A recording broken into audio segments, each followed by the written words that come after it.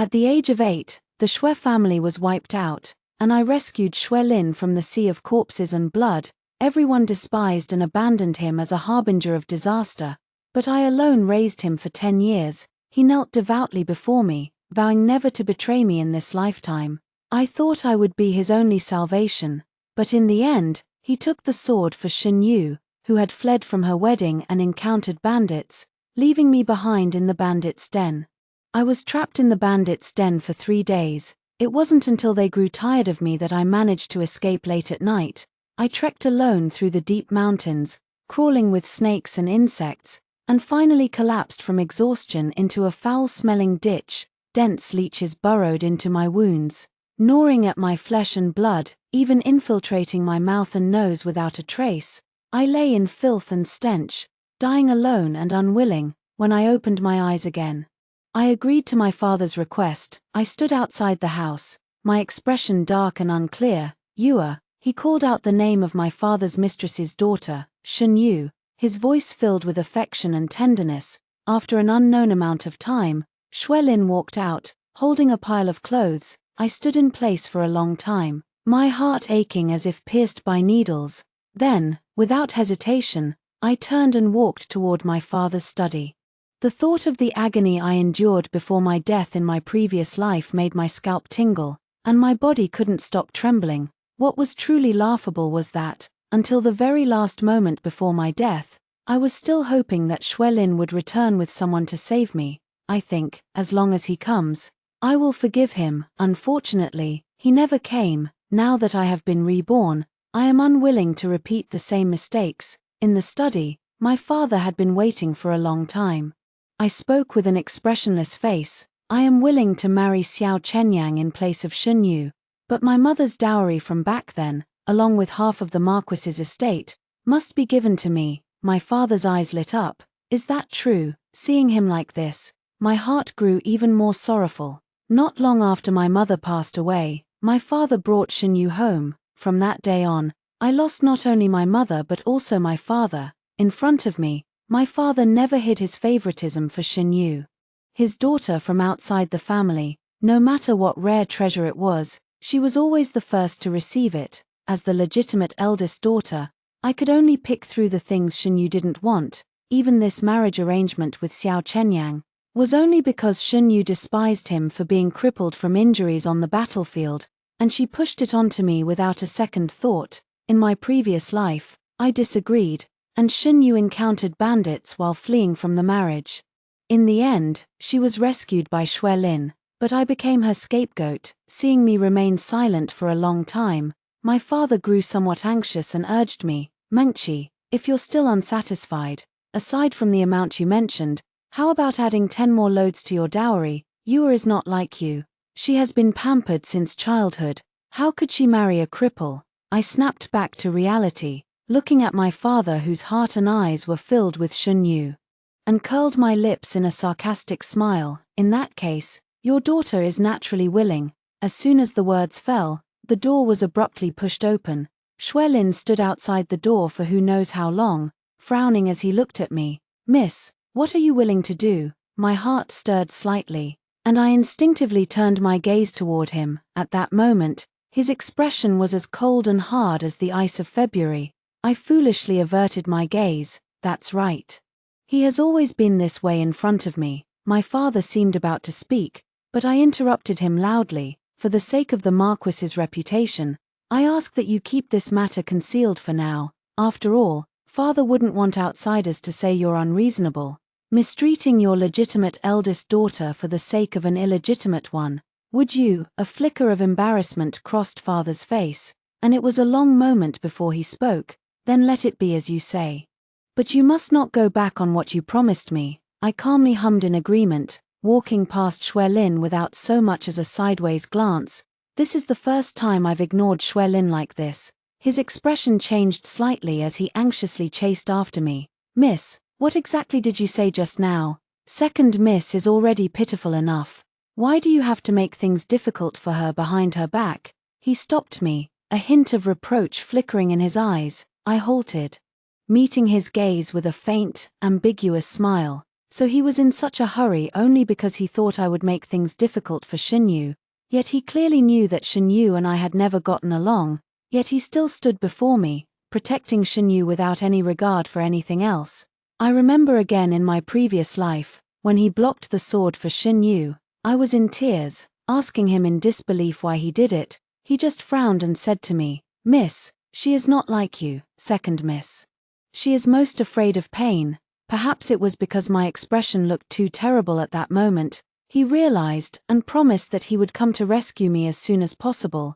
Watching him carry Xinyu away, I foolishly believed him. Only now, looking back, do I realize that it was nothing more than a lie he casually told to deceive me. Thinking of this, I sneered and slapped him hard across the face. "Have I been too good to you? My father and I were discussing important matters in the study, and you dared to barge in without permission." Xuelin was struck by me, his head turning to the side as he looked at me in astonishment, speechless for a long while. After all, in the past, I liked him so much. I would hold his hand and tell him that he was the only person I trusted. I would nestle in his arms, saying that in this lifetime, we would never betray each other. If he were injured, I would also shed tears and grow anxious. I once regarded him as more important than myself. Xuelin moved his lips, but in the end, he only knelt silently on one knee and spoke in a hoarse voice. Xuelin admits his mistake. I watched his bowed figure, but felt no sense of vengeful satisfaction in my heart, only endless sorrow. In the midst of the standoff, a figure suddenly rushed over. Xinyu supported Xuelin, seemingly trying to help him up, and looked at me anxiously. "Sister, what has Ailin done wrong that you would treat him this way? If it's because of me, I am willing to apologize on Ailin's behalf. I only ask that you let him go." Xuelin, who had shown no reaction when I slapped him earlier, now softened his expression at Xinyu's touch, speaking gently to comfort her. "It's all right. Second miss, there's no need to worry about me. They are so deeply in love." As if I were the villain, I wanted to speak, but my throat felt clogged with cotton, suffocating my chest with pain. After a long while, I finally sneered and spoke. "Xuelin is my man. What right does an illegitimate daughter like you have to apologize on his behalf?" Xinyu's eyes reddened, on the verge of tears as she spoke. "Sister, I know you've never liked me, but Alan doesn't belong to anyone. He is free. How can you say such things about him, sister?" I laughed in frustration. Turning to look at Xuelin, who stood nearby with a deep frown on his brow. "You think so too?" Xuelin fell silent for a moment before uttering a few words. "Please, miss, do not trouble innocent people." I closed my eyes mockingly, turned around, and left without saying a word. Xuelin ultimately followed after me. He knelt before my couch, about to speak when his expression suddenly changed drastically. He grabbed the foot I had placed beneath him and spoke in a hoarse voice. "Miss." I calmly watched him, gently pressing down with my foot. Finally, I slowly lifted my foot and used my toe to lift Xuelin's chin. His eyes were dark, still filled with undisguised disgust, and he looked up at me with a fierce gaze. I curled the corner of my lips, but the words I spoke were icy. "What's wrong?" Feeling humiliated by me, Xuelin was taken aback, lowering his eyes as if to avoid my gaze. "Today's matter has nothing to do with the second young miss. The first young miss can humiliate me however she wishes, but the second young miss, enough." I abruptly cut him off, a suffocating pain washing over my entire body. Even at this moment, he was still thinking about Xinyu. At this moment, I deeply realized how ridiculous I was. "Get out." I forced myself to speak in a cold voice. Xuelin didn't ask why and turned to leave without hesitation. I sat dazed for a moment before standing up and following him at a distance. Neither too close nor too far. Then, as expected, I saw him enter Xinyu's courtyard. Through the thin wall, I heard Xinyu's soft, delicate voice. "Ailin, did my sister do anything to you? It's all my fault. I made my sister angry, and that's why she treated you this way." Xuelin's cold voice sounded exceptionally gentle at this moment. "It has nothing to do with the second young lady. The eldest young lady has always been willful and domineering. Xuelin has long grown accustomed to it. As long as she doesn't bully you, Xuelin won't care." A rustling sound of fabric was heard, as if the two had leaned against each other. Xuelin's voice faltered slightly. "Second miss, Don't come near me, it's dirty. I staggered half a step, silently laughing until tears streamed down my face. Dirty. So now, in his eyes, any contact with me is considered filthy, even fearing it might offend Xianxia, as if she were some kind of treasure. A faint sound came from the dry branches underfoot as I took that half step. Before I could react, a sharp, intense pain shot through my chest. I stared blankly at Xuelin, who had suddenly appeared before me. He was holding Xianxia, the long sword in his hand gleaming with a cold light, deeply embedded in my chest. I wanted to say something, but before I could speak, a mouthful of blood surged up, blocking my words. Only then did Xuelin realize it was me. His face changed dramatically as he frantically pulled out his sword. The blade drew out a string of blood droplets, scattering them across the withered grass. The pain left my face deathly pale, and I staggered weakly a few steps. Miss, Xuelin rushed forward to help me, but Xianxia held on to him tightly, her voice trembling with tears. Aylin, I'm scared. Why is my sister hiding in the back? Lin, is she trying to harm me again? Xuelin's footsteps abruptly halted, his eyes shifting with a cold and disdainful expression. Finally, he scooped up the seemingly delicate Xianxia and left with only one remark. You frightened the second young lady, eldest miss. Let me settle her down first, then I'll come to apologize to you. I'll call the house physician. Watching this scene so similar to my past life, I felt a pain in my heart sharper than the sword wound on my shoulder. The last trace of attachment vanished completely in that moment. Staggering to my feet, I made my way toward my father's study. What did you say? Are you serious? Father looked utterly astonished, his eyes filled with suspicion and wariness.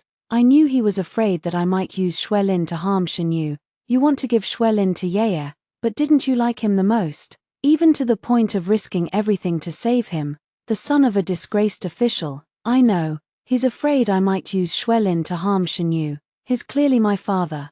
Yet he never trusts me, but I'm too tired to explain anymore. Just gazing at the red apricot blossoms outside the wall and saying calmly, since I'm about to get married, it's really not appropriate to keep an unrelated man by my side. Doesn't Xianxia also like him? Giving him to Xianxia would make her happy too, wouldn't it? Father clearly understood Xianxia, and after a moment of hesitation, he agreed. A rare trace of guilt flickered in his eyes as he called out to me softly, Mengqi. It is my fault that you are marrying Xiao Chunwan this time. I didn't wait for him to finish before I stood up and slowly walked out. I don't care for belated regrets. 5 days later, the Xiao family delivered the wedding dress to me. Tomorrow is my wedding day, but I didn't look at it much. Just calmly said to Xuelin, tomorrow, Xianxia will go up the mountain to pray for blessings. There are many bandits on the mountain, so you should go with her and protect her well.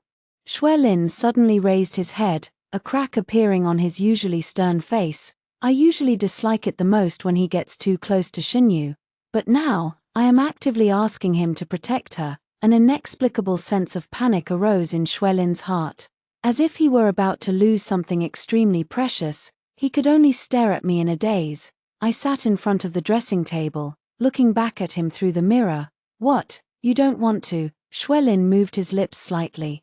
As if he had sensed something, thinking of Xianxia, he ultimately lowered his voice and said, Xuelin is willing. I don't know why, but I laughed. Let's go now. Xuelin was taken aback, his throat inexplicably tight. Wasn't it supposed to be tomorrow? I didn't speak, but took off the silver hairpin from my head, as if bidding farewell. It was a gift Xuelin had given me on my coming-of-age day.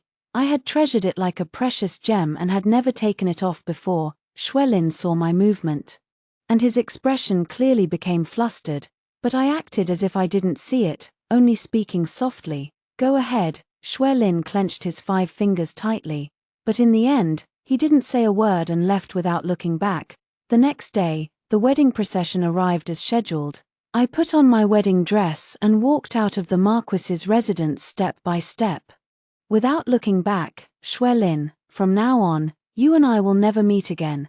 And at the moment I stepped into the bridal sedan, Xuelin, who had followed Xianxia up the mountain to pray for blessings, suddenly felt a sharp pain in his heart. He instinctively looked in the direction of the Marquis's residence. Beside him, Xiao coquettishly took his arm and spoke in a playful tone. "Ah Lin, what are you looking at? Today, my sister finally agreed to give you to me, aren't you happy?" Shui Lin felt the softness on his arm, yet his mind was somewhat adrift. Suddenly, a thunderbolt flashed through his mind. He grabbed Shen Yu's wrist and questioned her in disbelief. "What did you say? Did the young lady give me to you?" Xiao Chenwan was the son of the Guardian General. Holding military power and renowned for his bravery and skill in battle, he was a highly influential and capable minister in the court. His marriage should not have involved an illegitimate daughter like Shen Yu. Yet, my father used my name to forcibly arrange this marriage for Shen Yu, but half a month ago, the entire Xiao family died on the battlefield. As the sole survivor, Xiao Chenwan was also injured, leaving him disabled in both legs. The emperor, pitying his loneliness and suffering, specially allowed him to temporarily reside in the Jiangnan region to recuperate. So this time, to get married, I had to travel thousands of miles to Jiangnan to wed Xiao Chenwan. The bridal sedan swayed and jolted its way south, switching to a water route midway, and it wasn't until half a month later that we finally arrived in Jiangnan. As soon as I lifted the boat curtain, I saw a slender, long-fingered hand extended toward me. At the same time, a deep and pleasant voice rang out. "Xiao Chenkhan of the Xiao family, here to welcome the bride." Through the faintly shimmering red veil before my eyes, I vaguely saw a figure, even seated in a wheelchair.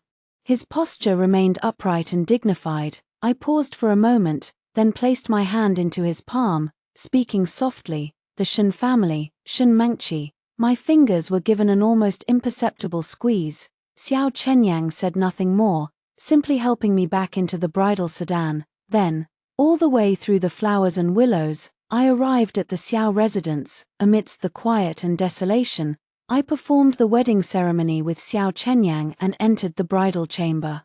The Xiao family has just encountered a calamity, so the wedding should not be overly extravagant. That's why it's a bit quiet. Xiao Chenyan's wheelchair stopped at the door of the bridal chamber, and he spoke slowly. "Now that I have become a useless person, I also know that Miss Shen did not marry me sincerely. After some time, I will give Miss Shen a divorce letter." "No need." I interrupted him and simply lifted the veil myself. Xiao Chenyang looked at me somewhat stunned.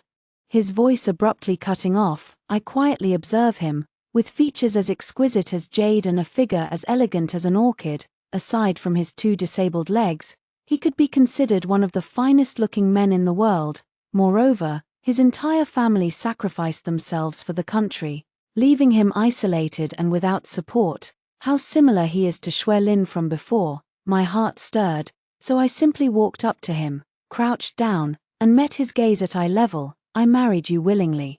"General Xiao, there's no need for you to belittle yourself like this." Xiao Chenwan was taken aback, a flicker of emotion rippling through his usually calm eyes, but it was only for a moment before that ripple vanished without a trace. He spoke with a bitter smile. "Even if it's voluntary, Miss Shen, you can see that with my current condition, I will only be a burden to you in the future." I interrupted him again. "Does General Xiao have someone else in mind?" Xiao Chenyang looked stunned, a rare hint of confusion appearing in his eyes as he slowly shook his head. "No." I smiled and sat on his lap. Xiao Chenyang was startled and instinctively reached out to support my waist. I wrapped my arms around his neck and spoke softly into his ear. "Would General Xiao allow me to do it?" The hands gripping my waist suddenly tightened. Xiao Chenwu's eyes darkened slightly as he stared straight at me, but he remained silent. I didn't speak either. Instead, I curled my lips into a smile, met his gaze, and defiantly bit his Adam's apple. "Shen Mengqi." The familiar voice exploded like thunder in my ears, bringing a moment of clarity to my muddled thoughts. I turned my head and looked at the figure standing a few steps away. Shui Lin had appeared there at some point, gazing at me with a shattered expression, murmuring, "Shen Mengqi, are you abandoning me?" Rain began to fall from the sky at some point, pouring down amidst the thunder. Xiao Chenwu gasped for breath against my chest for a moment before we both turned our gaze toward Shui Lin in the distance. "Who is he?" My thoughts have calmed down, and I gaze calmly at Shui Lin. The usual cold restraint is gone from his face. Through the rain, his bloodshot eyes look at me in a pitiful state, and his black clothes only accentuate his frail figure. Yet, there is no ripple in my heart. I simply avert my gaze and say indifferently, "Just a disobedient dog, that's all." Xuelin's body trembled, his eyes filled with disbelief. He widened his eyes, seemingly in extreme agony. "Why did you marry him? You clearly said that in this life, we would never betray each other." Xiao Chunwan raised an eyebrow, but instead of releasing his grip on me, he held me even tighter in his arms, smiling disdainfully. "To never let each other down, what a pity. She is now my wife." I looked at Xiao Chunwan, who seemed like a completely different person, with some surprise. Thoughtfully gazing at him, seeing this, Xuelin's face turned even paler. He anxiously stepped forward, wanting to get closer to me. "Shen Mengqi, a cripple like him is simply not worthy of you. I already know that you married him because your father forced you. Come back with me this time, and I will definitely protect you." He paused, forcing a smile. "Miss, believe me." I frowned and spoke with confusion.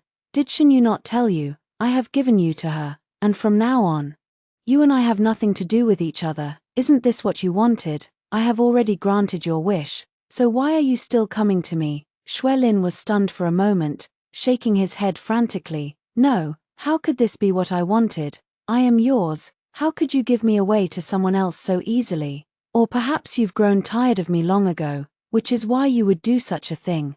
His eyes filled with pain, he looked at me, swaying unsteadily.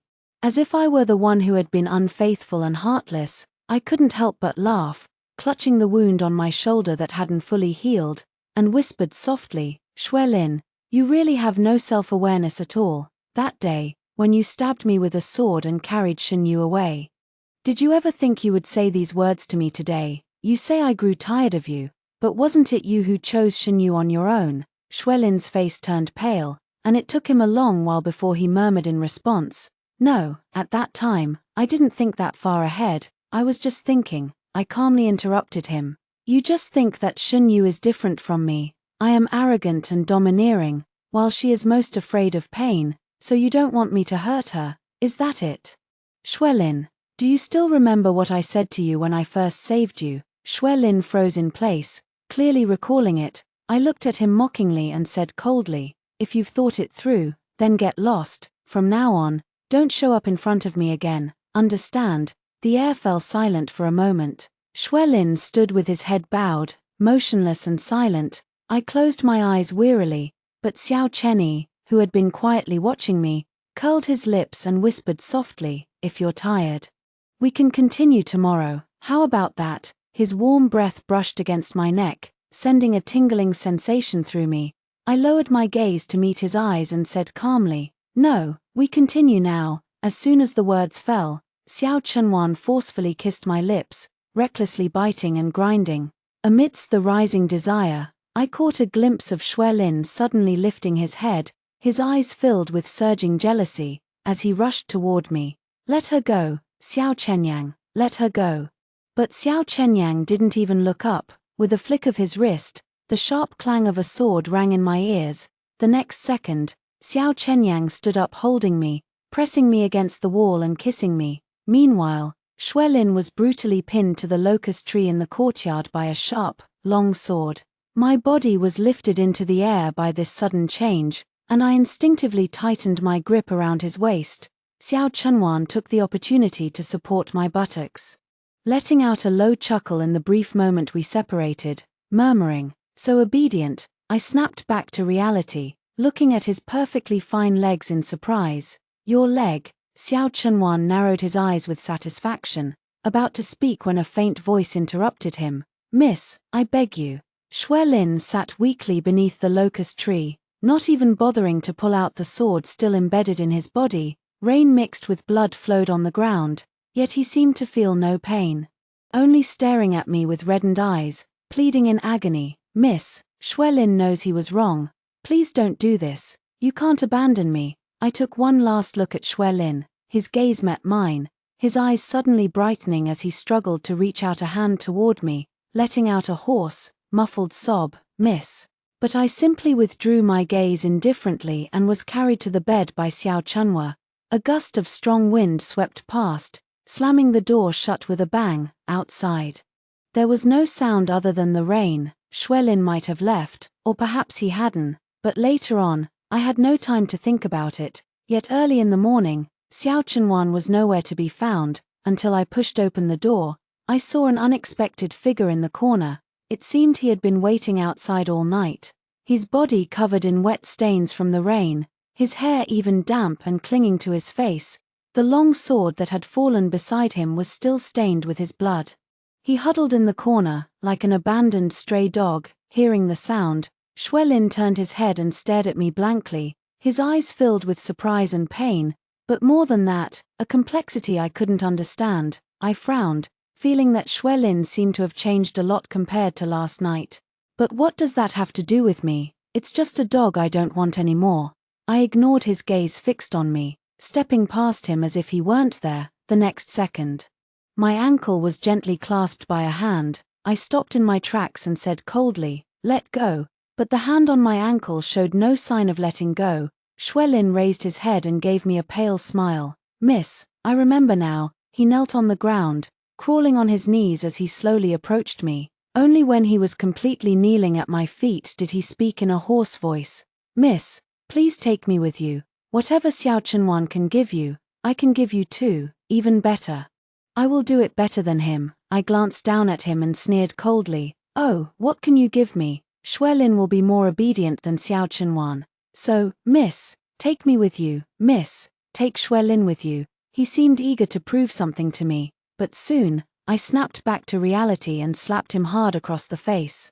Lin didn't dodge. Instead, he gently caressed the red handprint on his cheek, raising his slightly reddened eyes to look at me. "If the young lady enjoys it, she may strike Lin however she pleases, but you absolutely must not abandon Lin." I stared at him in astonishment, feeling a sense of absurdity for the first time in my life. "Enough, get out." I took a deep breath, wanting only to escape this absurd situation as quickly as possible. Yet Lin had no intention of letting me go, refusing to release my ankle no matter what. "Didn't the young lady like this before? Why can't you give Lin another chance, young lady?" Lin knows he was wrong, truly knows he was wrong. Lin won't do such things again in the future. Lin will be obedient, listening to his humble pleas. I only felt increasingly annoyed. "Lin, let go. Don't make me hate you." The figure at my feet instantly froze in place. I don't know how long passed before the grip on my ankle slowly loosened. My patience was completely exhausted, and I turned to leave, but from behind, Lin's hoarse voice rang out once more. Filled with endless pain and regret, he said, "Miss, I truly remember now. I remember. It was I who caused your death." I turned my head sharply, almost unable to contain the overwhelming anger in my heart. Lin remained kneeling on the ground, looking at me with a sorrowful smile. "Miss, I have failed you. It is only natural that you hate me, but how can I accept such an outcome? How can I forgive myself for having done such a thing to you?" I sneered coldly.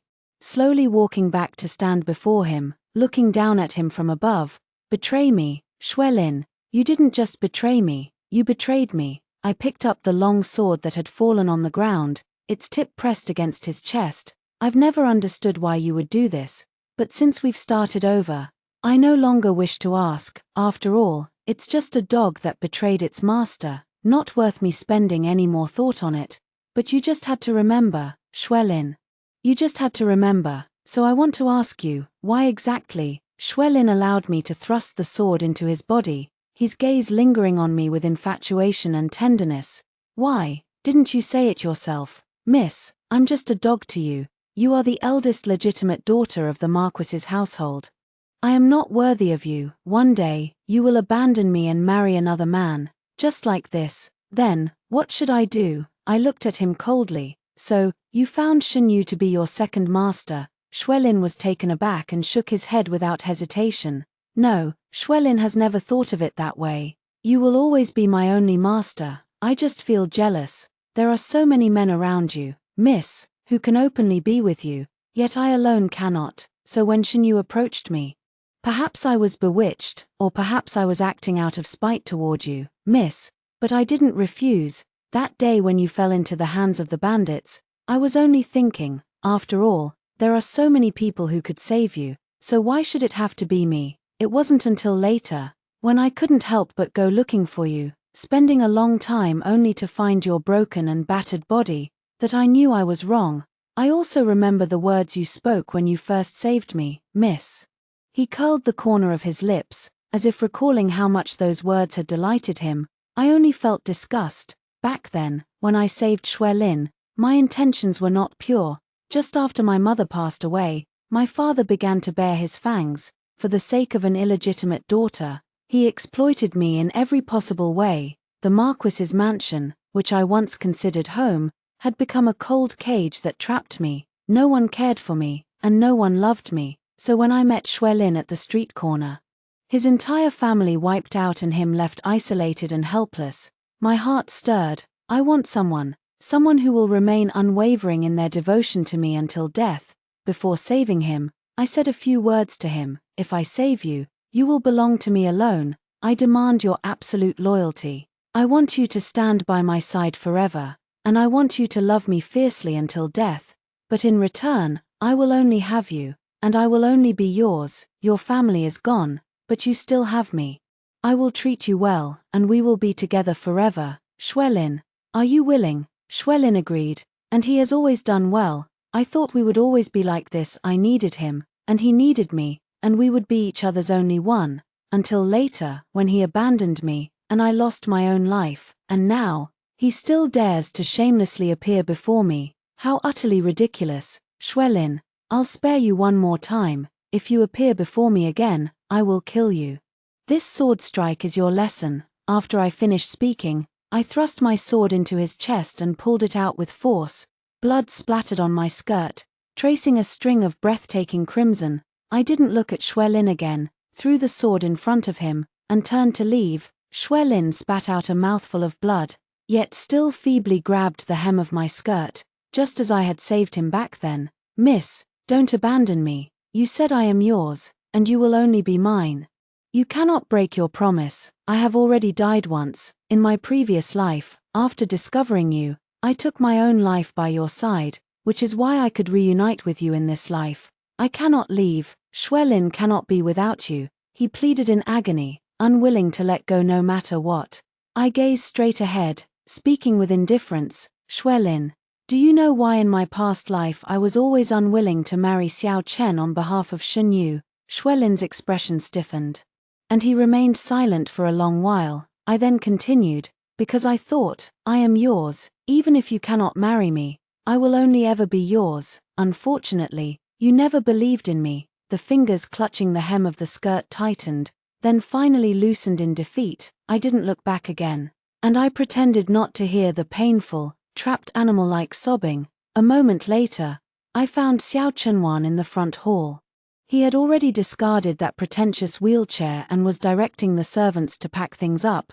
I approached with confusion, only to be carelessly pulled into his embrace. Awake. Do you feel any pain anywhere? I glanced at him and spoke helplessly. What is this for? Xiao Chunwan smiled and kissed the corner of my lips, returning to the capital. Won't you ask me, my dear, why my legs are fine? I glanced at him but said nothing. Xiao Chunwan then took the initiative to speak. The Xiao family has not been destroyed, and I am naturally not disabled. There was a traitor in the court. This was just a plan by the Xiao family and His Majesty to lure the snake out of its hole. Now that the snake has emerged, it is time for me to take my wife back. I just didn't expect that even when you thought I was disabled, you could still be so passionate. He chuckled softly, wrapping his arm around my waist and pulling me suggestively toward him. This was good news. Yet I didn't show much joy on my face. Xiao Chunwan understood my expression, pressed his forehead against mine, and spoke with lingering tenderness. Madam, rest assured, I heard your conversation with that little dog. Even if I am not alone, I can still regard you as my one and only, loving you faithfully until death. In other words, I can also be your dog. I looked at him quietly for a long moment before finally speaking. Xiao Chenyang, have we met somewhere before? Xiao Chenyang was taken aback for a moment, then he scooped me up in his arms and strode toward the bedroom. My lady, this is indeed not our first meeting. So, whenever my lady remembers today, I will let you go. How does that sound? It wasn't until he threw me onto the bed and pressed closer step by step that I finally understood what he meant, but in reality, it wasn't until I returned to the capital that I finally remembered that past incident. Xiao Chunwan and I had indeed met long ago. The Xiao family had a very close relationship with my mother's maiden family, so naturally, I had interacted with the Xiao family long before. In my memory, it seems there was indeed a child from the Xiao family who chased after me, saying he would marry no one but me when he grew up. Later, when your mother passed away, I went to look for you. Unfortunately, you didn't wait for me, you already had someone else by your side. It turns out that what I once longed for, I had already quietly possessed long ago. A month later, Xiao Chenyang and I returned to the capital. I never expected that the snake he mentioned would turn out to be my father. For his own gain, he became a traitor, nearly causing the entire Xiao family to perish on the battlefield. He was captured and thrown into prison, and Xinyu was also implicated, with no chance of ever recovering. Only I was strongly protected by the Xiao family, not only escaping unscathed but also inheriting the marquisate. On the day I returned to the mansion, both my father and Xinyu had their heads severed in the bustling market. The mansion was deserted, with everyone gone and the tea cold, as if it should have been empty long ago. Yet there, I saw Xuelin once again. He sat in the same spot where he used to guard me. His face pale, yet he looked at me as I stepped into the mansion and gave a faint smile. Miss, Xuelin has been here, waiting for you for a long time. Without you, Miss, Xuelin truly cannot go on living. I didn't speak, quietly watching as he knelt before me, then drove a blade into his throat. Miss, Xuelin admits his mistake. He died soon after, leaving behind only these 6 brief words. Xiao Chenwan stepped forward and took my hand, sneering, "Idiot," after speaking. He looked at me eagerly, seeking praise. "Madam, I swear, I will never be like him." My gaze swept over the glaring bloodstain as I spoke calmly. "Throw him into the mass grave. Don't let him stain my path." Soon, the body was taken away, and even the bloodstain was cleaned without a trace. I let out a heavy sigh and looked toward the sun in the sky, knowing that this life has already been perfectly fulfilled. After hearing the first story above, what are your thoughts? Feel free to share your opinions in the comments section. Next, there is another similar story. Let's continue to see. My elder sister, indifferent to fame and fortune, rejected the marriage proposal from the Lanling Xiao clan 3 times in a row.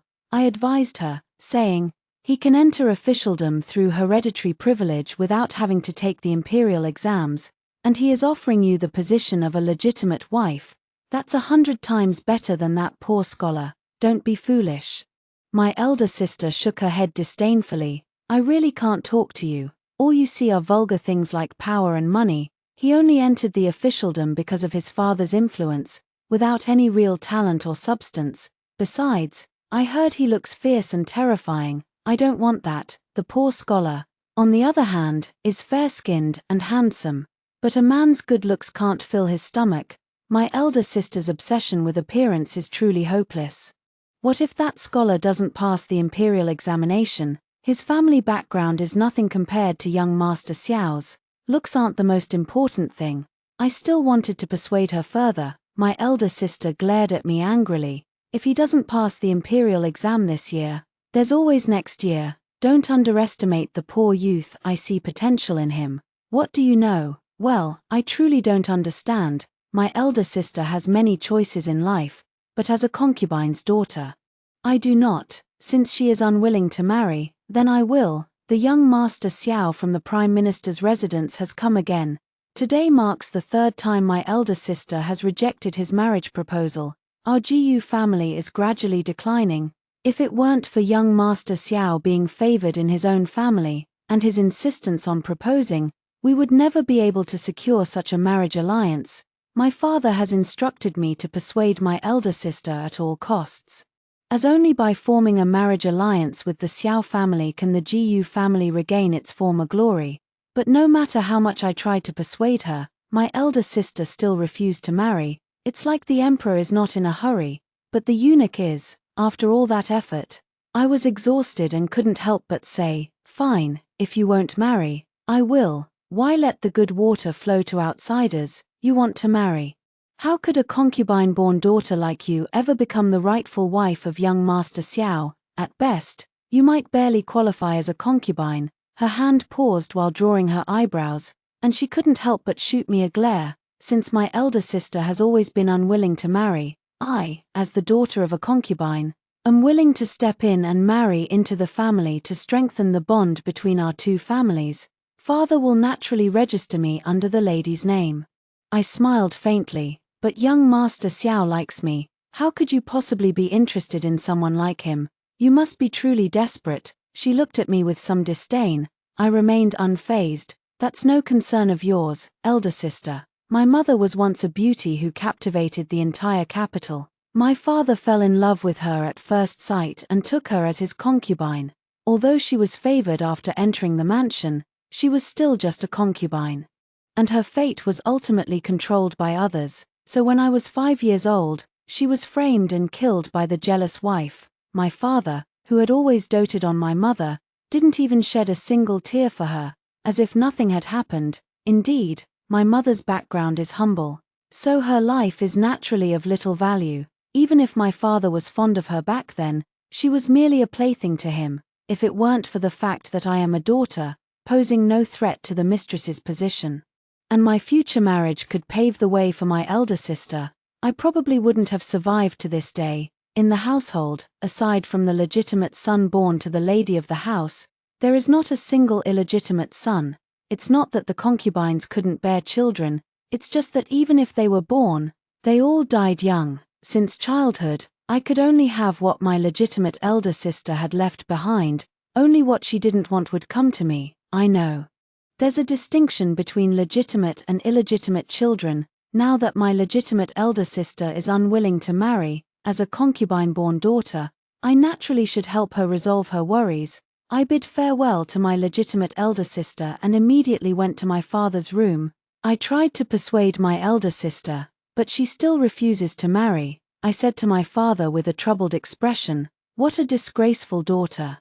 Marrying into the Xiao family is a blessing she has earned over 8 lifetimes." My father exclaimed angrily, slamming his teacup down after hearing this. I remained silent for a few seconds before softly saying, "My elder sister will not marry, but Yunshu is willing to. If Yunshu can marry into the family, the Jiyu and Xiao families will be united through marriage, and father's career will also become smoother." After hearing my words, father narrowed his eyes, carefully examined me, and a look of nostalgia appeared on his face. "You are more beautiful than your elder sister, but you lack the status." He thought it over carefully and said, "All right then, I'll register you under the madam's name.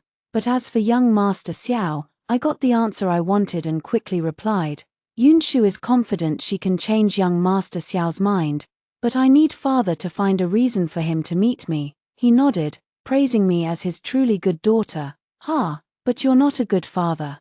Father works with great efficiency, and soon, I was registered under the madam's name. From a concubine's daughter, I transformed into a legitimate daughter in the blink of an eye. I breathed a sigh of relief. I heard that the madam initially refused to agree, so angry that she smashed many pieces of jewelry in her room. But so what? My elder sister has been doted on since childhood, getting whatever she wants, so she would never understand how important this status as the legitimate daughter and this marriage arrangement are to me. I do not want my future marriage to be like that of my elder half-sisters, casually betrothed to a humble family by the madam, or sent out as a concubine to win over the powerful. I refuse to be a concubine like my mother, and I do not want my future children to be born as illegitimate offspring.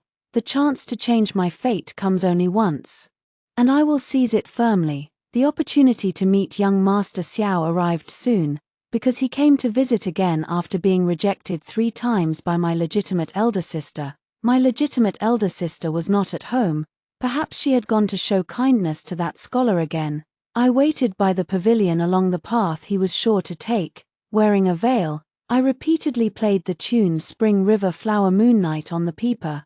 As I played for the 3rd time, I finally saw an unfamiliar hem of clothing appear around the corner. Seeing this, I played even more vigorously. Clap, clap, clap. Applause broke out in waves. "Well played, I pretended to be startled and stopped playing. Looking up, the man standing before me had a face as fair as jade. He bore no resemblance whatsoever to the fierce and terrifying figure my elder sister had described. This time, I was genuinely taken aback. At that moment, a gust of wind happened to blow by, and as I stood up, it lifted the veil from my face. I didn't miss the flicker of astonishment in his eyes. "Are you Mr. Xiao?" I asked. He nodded. "My apologies for startling you, Miss Gu. I've come today to ask one last time, are you truly unwilling to marry me?" How could he mistake me for my legitimate sister? Could it be that he has never seen her to this day? But if that's the case, why did he come to propose marriage several times? I remained silent for a long while, unsure of how to respond. Should I correct him for mistaking my identity, or should I reject him on behalf of my legitimate sister once again? Seeing that I hadn't spoken for a while, he added, "At the last banquet at the princess's residence, I overheard your remarks about not seeking fame or fortune, and your noble and unyielding spirit, which immediately won my admiration. It's just a pity that you had your back to me, and after speaking, you left." Later, I found out that you were the legitimate daughter of the Gu family, so I came to propose marriage, but you have consistently refused to see me, only sending your maid to dismiss me. It turns out he had only briefly met my legitimate sister once, can't even tell faces apart, and you don't even know the name of the legitimate elder sister. That's truly wonderful. Heaven is helping me. The Gu family indeed only had one legitimate daughter, the third sister, but now there are two. He only said he wanted to marry a legitimate daughter, but he never specified which young lady. But I'm actually not at all indifferent to fame and fortune. I said those things just to attract attention. Do you still like me? I clenched my fists, feeling a bit nervous, seeing me staring at him without blinking. His cheeks flushed with a rosy hue. He avoided my gaze, not daring to look directly into my eyes. Then he said, "Miss Gu, why do you deliberately tarnish your own image? No matter what you do, I will always like you." I can see that he is dazzled by my beauty. Very well, he covets my good looks, and I covet power and wealth. We all have a bright future. In a flash, I made my decision. I cannot guarantee that if I proactively explain my identity, he will immediately agree to change his request to marry me. But I don't want to miss this marriage. He was the one who admitted his mistake first, so why not just go along with it? Actually, it was a test for you before. And now I see you still persist. My answer is, I am willing to marry. By the way, I am the fourth daughter in my family, and my name is Yunshu. I deliberately emphasized that I am the fourth young lady. He heard my agreement, his eyes filled with joy. Then he told me his surname was Xiao, given name Jinghe, and he was the third child in his family, the youngest. To avoid complications, I needed to inform my father as soon as possible. He mistook you for someone else. And you want to go along with it? Father took a deep breath. He only said he wanted to marry a legitimate daughter, but he didn't specify which one. Now that I am also a legitimate daughter, marrying him would make no difference. Besides, my elder sister would rather die than marry him and refuses to go. Father, you should think this over carefully. I looked at my father earnestly, hoping to stir his fatherly affection. Father furrowed his brows tightly, but in the end, he couldn't resist the temptation of forming a marriage alliance with the Xiao family. Promise to help me. Our Gu family has been too quiet in the official circles for too long. A few days later, young Master Xiao came to propose marriage again, saying he wanted to marry the fourth young lady. As soon as the news reached the courtyard, my legitimate elder sister stormed in angrily. "Yunshu, as a daughter of the Gu family, how can you be so greedy for wealth and status?" she said. Her words tinged with a hint of gritted teeth. "I could never learn to be as indifferent to fame and fortune as you, my elder sister. I am simply too vulgar, only able to see these superficial things." My elder sister curled her lip and said, "Hey, your mother came from a merchant background. It's no wonder you're her daughter after all these years in the Gu family. You still haven't washed off that stench of money." I clenched the hem of my clothes tightly, took a deep breath, and said, "Third sister, are you so angry because you're jealous that I'm really going to marry young Master Xiao and now you regret it?" She glared at me fiercely and said, "How could that be? Only you would be so unselective. The difference in social status between our two families is so great. If he's interested in you, there must be something fishy going on. Besides, what good is his family background if he's not good looking? You'll have nowhere to cry when you regret it later." With that, he flicked his sleeve and left. The betrothal gifts sent by the Xiao family were so abundant that they nearly dazzled my eyes. Such is the wealth of a prominent noble family. Madame was so furious that she nearly tore her handkerchief to shreds. She refused to prepare a proper dowry for me, claiming that the household expenses were too high and there wasn't enough money. How could that be allowed? Who knows from which nooks and crannies these worthless things were dug up? If I were to marry into the family with this dowry, I would surely be laughed to death by the Prime Minister's household. I immediately went to my father to complain. He pointed at my stepmother and said with disappointment, "Such pettiness and foolishness. Take it from my private treasury, her scheme foiled." My stepmother glared at me viciously and said, "You really are a seductress, just like your mother, always stealing other women's men." Then, I flicked my elder sister's forehead hard with my index finger and scolded, "You useless girl, so disappointing." My elder sister looked at me in pain and said, "Don't get too cocky, you only deserve to pick up what I leave behind." I clenched my fists and remained silent. I couldn't choose my birth, I just wanted to live a good life. What's wrong with that? The wedding date was set very soon. Xiao Jinghe had finally succeeded in his proposal and was afraid I might change my mind again. Coincidentally, I was also worried that delays might lead to complications. Naturally, the sooner, the better. On the day of my wedding, I felt no reluctance to leave home, only a heart full of excitement and joy. My stepmother wore a resentful expression, and my elder sister looked disdainful. In this household, it was likely only my father who was genuinely happy about my marriage. They did not bless me, but I did not care. When Xiao Jinghe's carriage arrived at the mansion, my usually aloof and proud elder sister actually stood up. She looked extremely excited. Xiao Jinghe was dressed in splendid attire today, even more dazzling than the last time we met. "Is that Xiao Jinghe?" she said, her voice trembling, her eyes filled with awe and disbelief. Seeing the look in her eyes, I seemed to understand something. "Oh, so my elder sister regrets it now." Indeed, wasn't it because my elder sister was drawn to the scholar's handsome appearance and had heard that Xiao Jinghe looked fierce and terrifying that she had been unwilling to marry him all along? Now that I've discovered Xiao Jinghe is as handsome as Jade, I naturally should feel regret. In the very next moment, I saw my legitimate sister disregard all propriety and rush in front of Xiao Jinghe. She stopped him. She said to Xiao Jinghe excitedly, "Do you really want to marry her? She's only after your money. How could your Lanling Xiao family marry such a vulgar, shallow, and money-obsessed woman?" Xiao Jinghe's expression instantly turned cold. "And who are you?" "I am naturally her legitimate elder sister, and I know her character best. I simply can't stand by and watch you be deceived by her," the legitimate elder sister said with an air of self-righteousness. My heart skipped a beat in an instant. Oh no, oh no. At that very moment, father scolded my legitimate sister. "You wicked girl, come back here. If you keep spouting nonsense, you'll be sent to kneel in the ancestral hall." As soon as the words were spoken, my legitimate sister was then dragged back by the maids and servants under father's orders, and her mouth was gagged. Fortunately, I breathed a sigh of relief. Father certainly wouldn't want today's wedding to be ruined, so no matter what, he will stand by my side. Prevent my legitimate sister from causing trouble, I explained to Xiao Jinghe with an apologetic expression.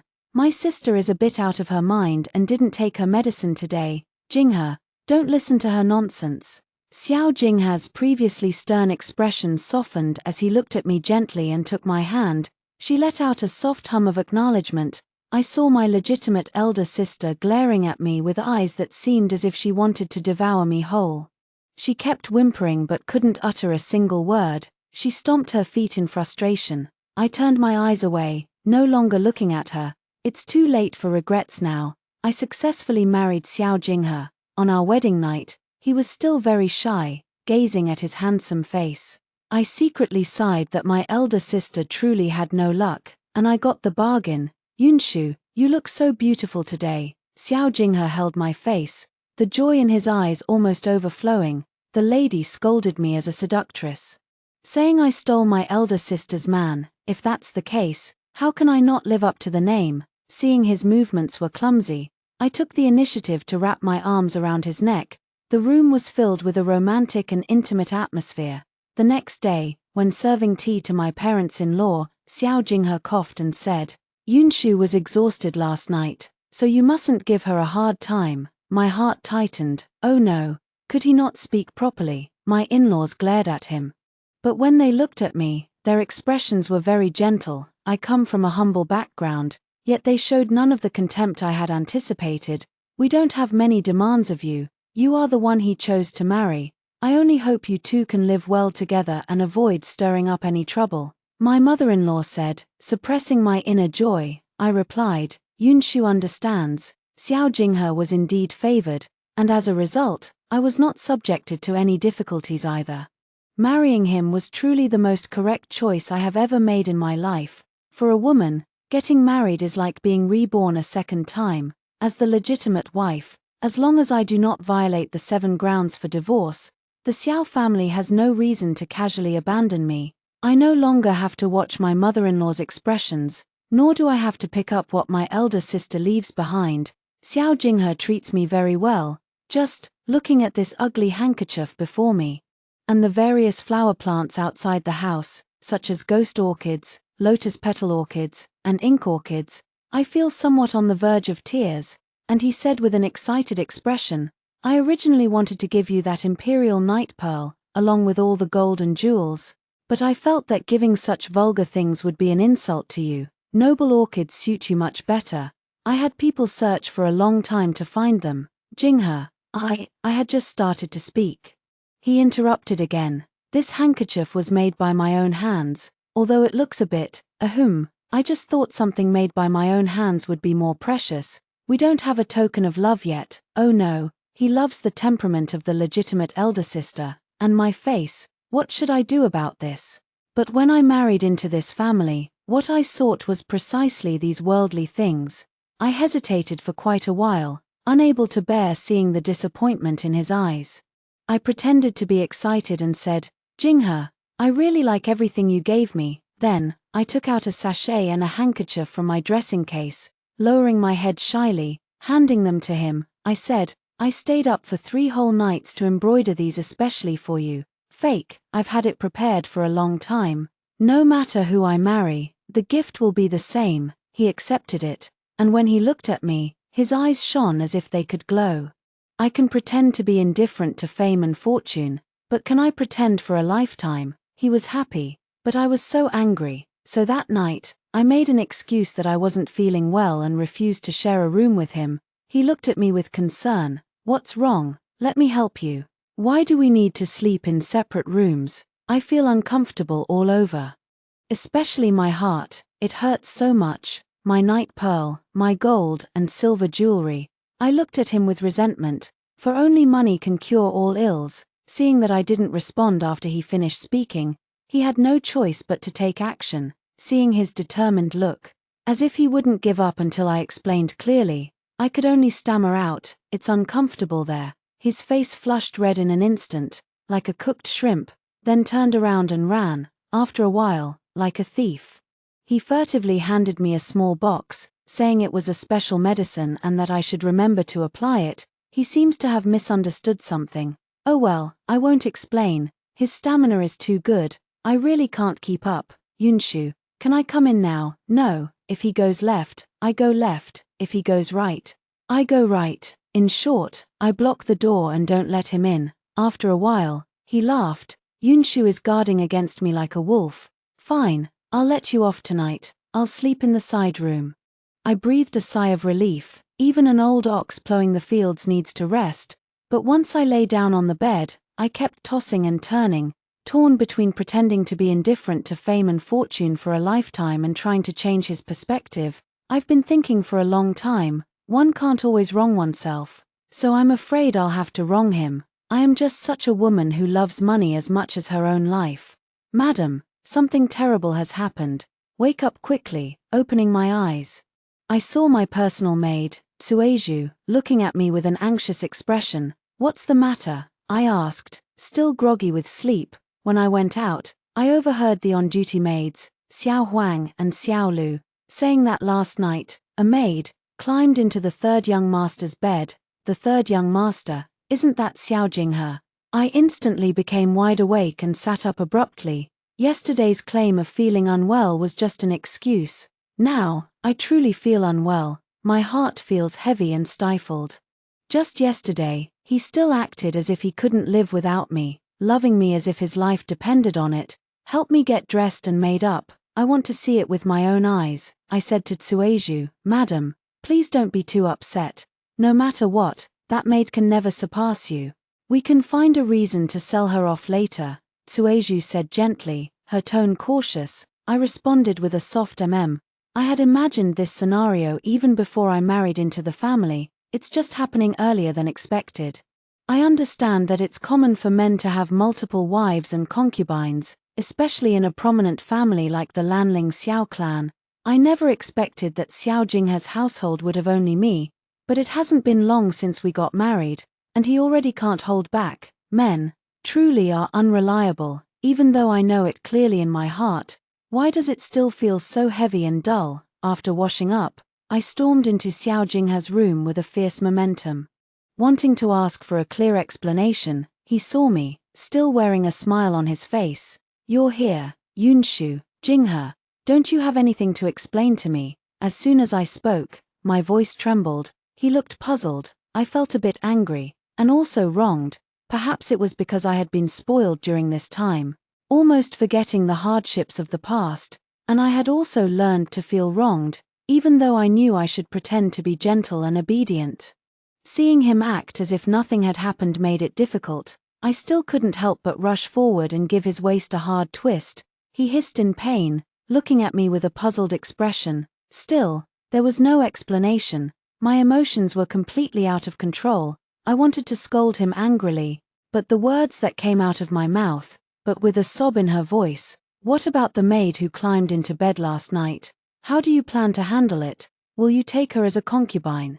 He looked both amused and exasperated, saying, no wonder Yunshu seemed so upset today. It turns out it was because of this. Don't worry, I didn't let that maid so much as touch the hem of my clothes. I looked at him with a face full of suspicion. I like someone like Yunshu. How could I possibly be interested in this maid? She's not worthy of touching me. He looked aggrieved. Do you really have so little trust in me, my lady? Do you think my taste is that poor in your eyes? But don't all men accept whoever comes their way? That's how my father is. I opened my mouth, unsure of what to say. He asked, where is that maid? I had only been separated from Xiao Jinghe for a day, and she couldn't wait. Since she's so bold, she naturally deserves to be dealt with properly. Otherwise, if others follow her example, won't the backyard be thrown into chaos? She was silenced with a single sword strike. That's the fate of a disobedient maid, he said, his face cold. My face turned pale. Xiao Jinghe appeared gentle and refined, but I never expected his methods of handling things to be so sharp, leaving no room for mercy. It suddenly occurred to me that this marriage was also something I had deceived my way into. If this is the fate of disobedience, then, what about those who deceive you? I couldn't help but ask. Those who deceive and betray me naturally face an even worse fate. He chuckled lightly. His gaze toward me was sharp, like a knife, piercing through my mask. I no longer dared to be angry. After hearing his words, my body trembled uncontrollably, frightened by his ruthlessness. If one day he finds out that I deceived him back then, my fate might be even worse than this maid's. Right? Xiao Jinghe gently stroked my cheek and asked with concern, why does Yunshu look so pale? Do you think I'm cruel? No, no, I didn't dare to look up at him, avoiding his gaze. Madam, are you sympathizing with them, or are you scared by me?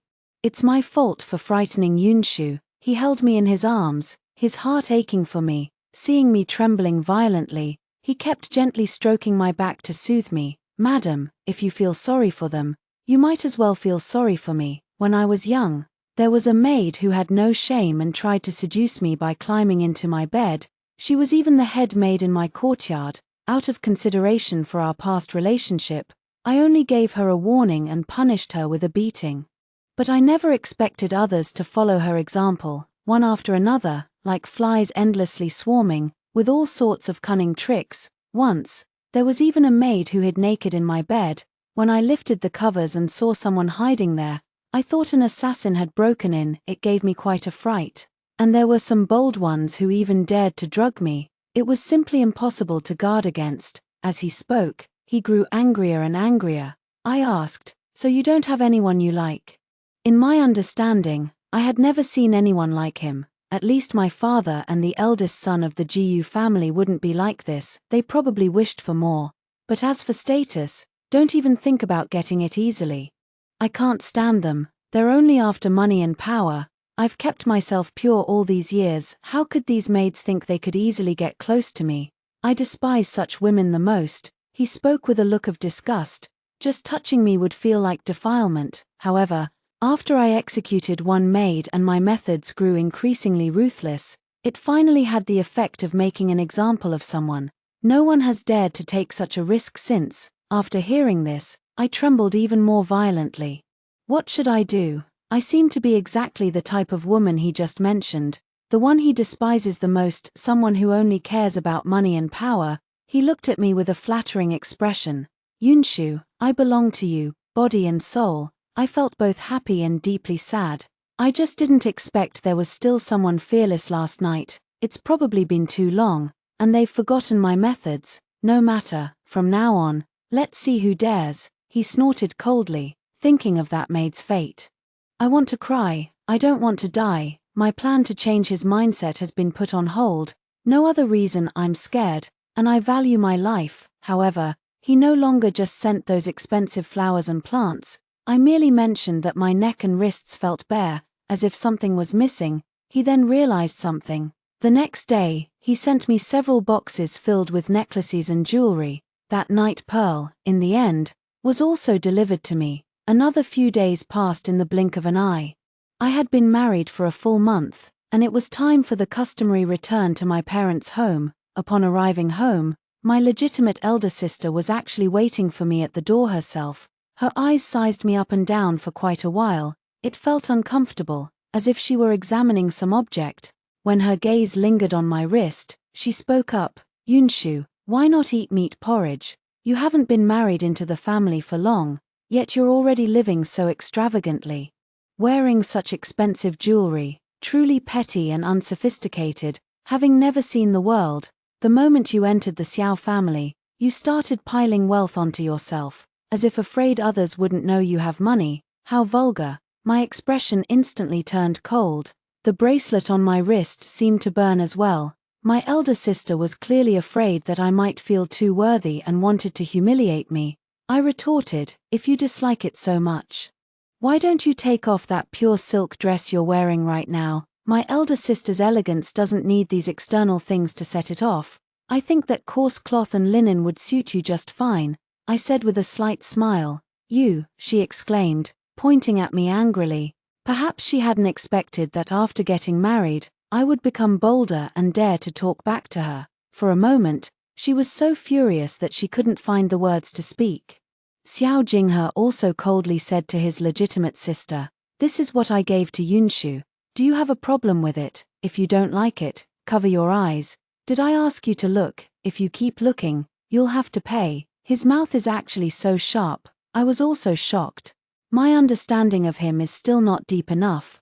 My elder sister was already flushed with anger. She wanted to curse back, but unfortunately, she didn't dare. She said to me resentfully, "What are you so smug about? All of this should have been mine." Oh no, I mustn't let her spill the beans. Father and Madam had arrived by then, hastily welcoming us inside. My legitimate elder sister ran to our father in grievance, complaining, "Father, Xianxia has really grown bold since she married out. Just now, she even humiliated me, telling me to take off my clothes." I saw my father's face twist slightly as he said, "How could that be? How would Xianxia dare to speak to you like that? Jinghe is here too. So don't talk nonsense." When she spoke, there was a warning tone in her voice. My elder sister's face darkened, but given her temperament, she surprisingly didn't reveal the truth right away. After seeing the look in my father's eyes and hearing his tone just now, I guess father must have warned her in advance. Father and Xiao Jinghe began exchanging pleasantries in a harmonious and polite manner. Meanwhile, my legitimate sister and I glared at each other with mutual resentment. After the meeting concluded, father asked me to show Xiao Jinghe around the estate. I gladly agreed. As we approached that familiar pavilion, we saw a woman with her back turned to us, muttering something under her breath. The name is a shackle, the benefit is a burning fire. I am not like those vulgar women who are solely driven by profit. This figure looks so familiar. It's my elder sister. Xiao Jinghe sighed. That's a well-said phrase. I immediately turned to look at him. Sure enough. My sister's words caught his attention and drew his gaze. For a moment, I felt that the happiness of these days was something I had stolen. Like a bubble, it could burst at the slightest touch. But I still couldn't get over my anger, so I gave Xiao Jinghe's arm a hard pinch. What, do you like it? I said, somewhat annoyed. Instead of getting angry, he smiled and asked me, lowering his head, Yunshu, are you jealous? I've never seen you jealous before, it's kind of cute. You always seem so rational. I thought you didn't care about me. No, I was somewhat flustered and angry. Alright, no, he chuckled to himself. His expression clearly showed he didn't believe what I said. The person in front turned around, and it was indeed my elder sister. She said, does young Master Xiao also feel the same way about these words? Call me brother-in-law. He didn't answer the question, pulling me away as he turned to leave. It was as if a ghost were chasing us from behind. He dragged me along for who knows how far, until my elder sister's figure was completely out of sight. Jinghe, why are you running? I stopped, panting slightly as I asked. Your elder sister is truly cunning. She must have deliberately waited here to catch my attention. Aren't you the one who admires people who are indifferent to fame and fortune the most? I couldn't help but ask. Oh, silly.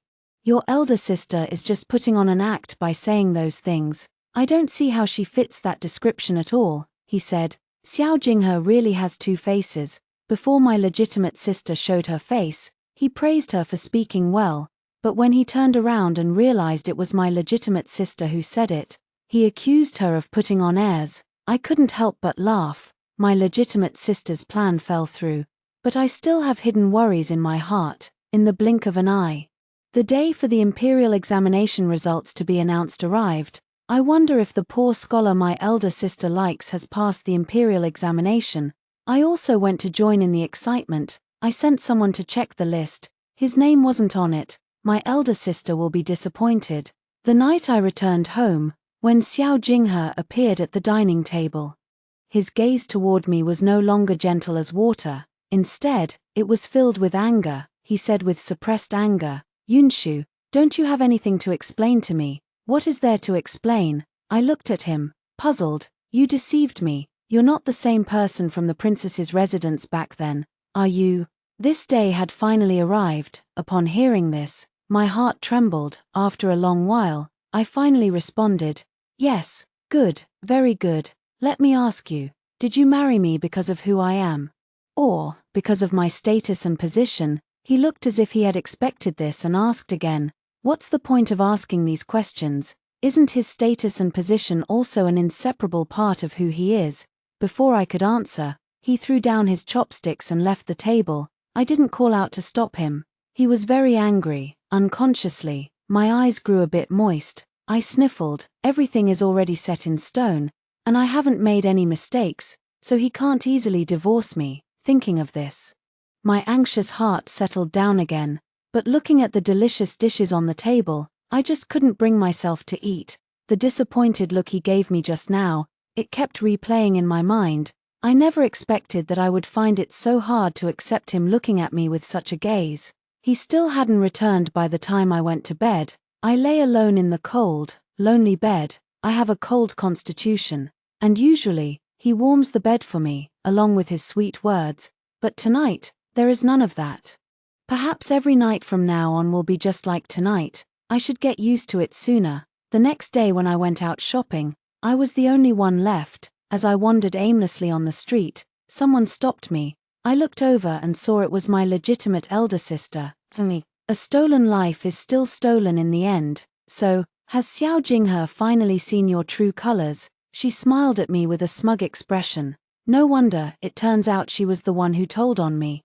I only found out after overhearing father talk. You actually deceived Xiao Jinghe back then, making him mistake you for me so you could marry into the family. As she said this, her face was filled with resentment. I ignored her and turned to leave, but she grabbed my sleeve. Hey, just you wait. Your good days are about to come to an end. Seeing that I didn't react, she added another harsh remark. Instead of getting angry, I smiled. Elder sister is so concerned about me, with all this free time. Has your scholar passed the imperial examination? You should be more concerned about him. You don't look down on a young man in poverty. He said it was just a bad performance this time. He's usually not at this level. He will definitely pass next year. The smile vanished from my elder sister's face as she glared at me fiercely. Oh, I couldn't be bothered to argue with her. This time, I quickly pulled my hand away from her grasp and swiftly made my escape. My good days are far from over. I'm already married into the family, and if Xiao Jinghe wants to return me, no way. I'll cling to this place no matter what. I can't bear to part with such a wonderful life. It's just that I don't have his love, but I can manage. This is simply the norm in wealthy, influential families.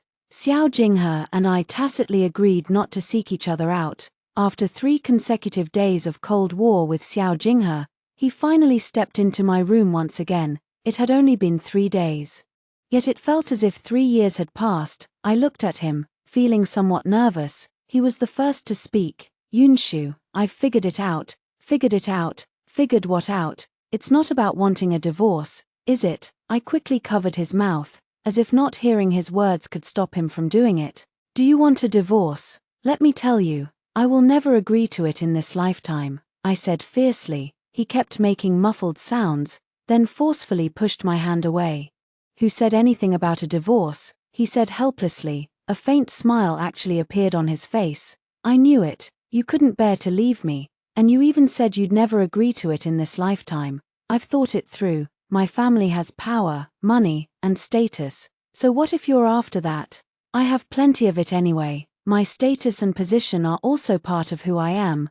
Why was I so stubborn before? He held me tightly in his arms. I remained silent for a few seconds before saying, "You missed something. I also really like your face, and your figure is quite good too." He chuckled softly. Then I really should thank my parents for giving me this handsome face. Actually, there's one more thing I haven't said. I think I've really fallen for you as a person. I like your personality, the way you stand up for me and confront others on my behalf. We made up. Later, I asked him how he suddenly came to understand. He said, I had a dream where you ran away, and then many bad things happened. I was too afraid of losing you. I just didn't recognize my own feelings before.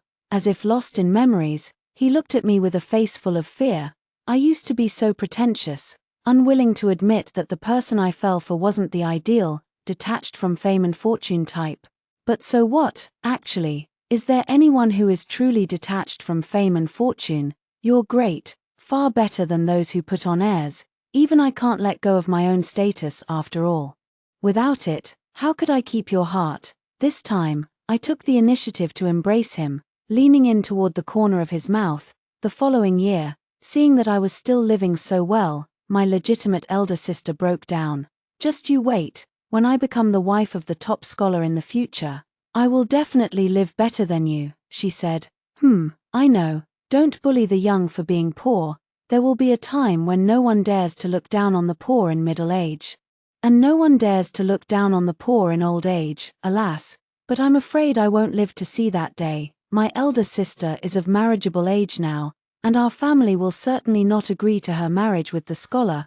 But who she ends up marrying in the future, what does it have to do with me? It's not as if she's living her life for my sake, of course. My life isn't lived for her to see. When the great rock soars with the wind, it ascends 90,000 miles in a single day. After hearing the 2 stories above, what are your thoughts? Feel free to share your opinions in the comments section. Looking forward to hearing from you. If you liked this story, don't forget to like it, share it, and subscribe to my channel. See you next time.